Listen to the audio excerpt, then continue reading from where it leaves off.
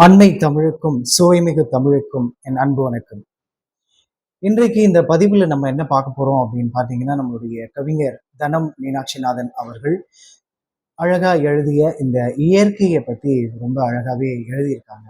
என்ன அப்படின்னு பார்த்தீங்கன்னா, சிறு வயதுல நம்ம அனுபவிச்ச நிறைய விஷயங்கள் இப்ப இந்த காலத்து மக்களுக்கு கிடைக்கிறது இல்லை அப்படின்ற ஒரு ஆதங்கம் கண்டிப்பா இந்த கவிதையில எல்லாருக்கும் தெரியும்.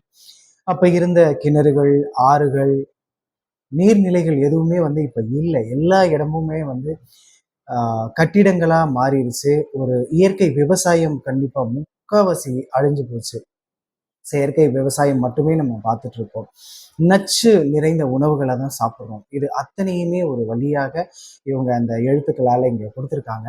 அந்த கவிதை என்ன அப்படின்றத இப்ப நான் உங்களுக்கு வாசிச்சு காட்டுறேன். இந்த கவிதையை பற்றின உங்களுக்கு வேற ஏதாவது ஒரு மேற்கோளோ இல்லை கருத்துக்கள் இருந்தால் கண்டிப்பா நீங்க இதுல பதிவிடலாம். இப்ப அந்த கவிதையை வாசிக்கிறேன்.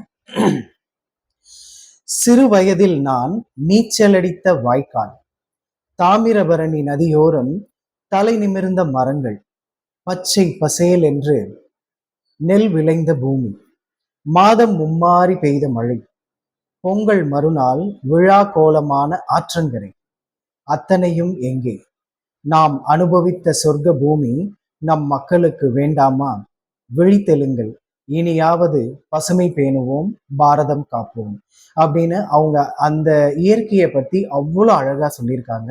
நம்ம முடிஞ்ச வரைக்கும் நமக்கு பிறகு வரப்போற சந்ததிகளுக்கு ரொம்ப அழகான ஒரு இயற்கை நிறைந்த ஒரு பூமியை நம்ம கொடுத்து விட்டுட்டு போகணும் அப்படின்றதுதான் இந்த கவிதையோட ஒரு சின்ன கருத்து. மீண்டும் இன்னொரு கவிதையோடு இன்னொரு சிறப்பான ஒரு பதிவோடு சந்திக்கிறேன். வணக்கம்.